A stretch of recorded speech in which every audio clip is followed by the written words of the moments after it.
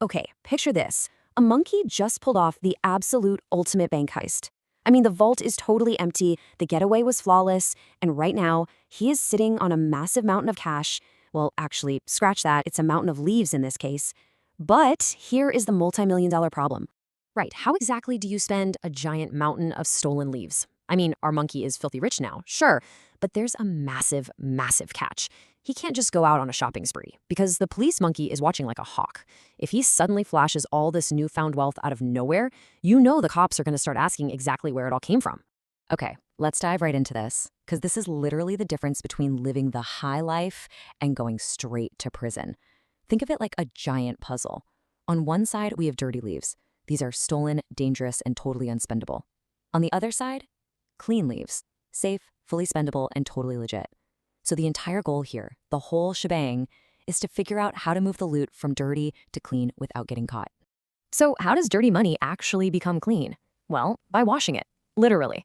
Our clever monkey goes and opens up a small laundry shop, and it looks completely legit.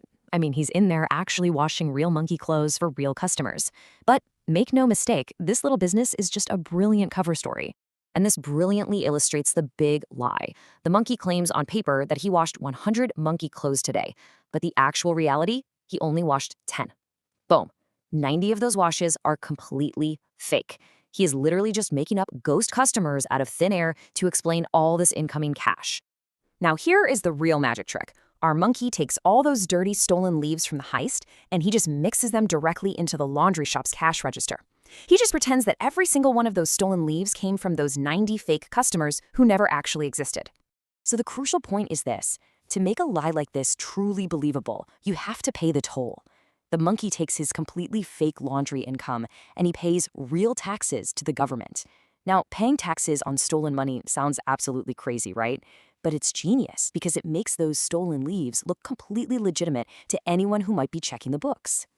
Which leads us to this absolutely beautiful piece of criminal logic. When the authorities inevitably come knocking, our monkey doesn't sweat it. He can just point to the shop, point to his perfectly filed tax returns, and proudly declare, see, leaf come from real business. The lie is officially, perfectly documented on paper. Let's lock in this sequence fast. Step 1, mix those stolen leaves right into the cash register. Step 2, pay taxes on the fake sales to build up an ironclad alibi. Step 3, pay yourself a nice, honest business salary. Just like that, the dirty leaves are now entirely legal income. And just like that, the getaway is fully complete.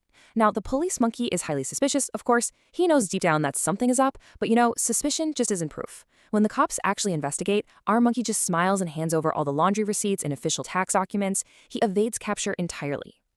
With completely clean money in hand, the payout finally begins. First up, he buys literal fleets of cars.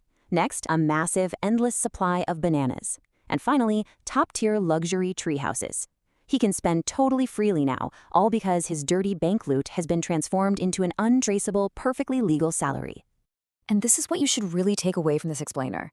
Think about it. If a monkey can rob a bank and completely fool the police with nothing but a fake laundry shop and some manipulated receipts, how easily are real, highly sophisticated criminals doing this exact same thing with billions of dollars today? Really think about that the next time you walk past a tiny shop in your town that never, ever seems to have any customers.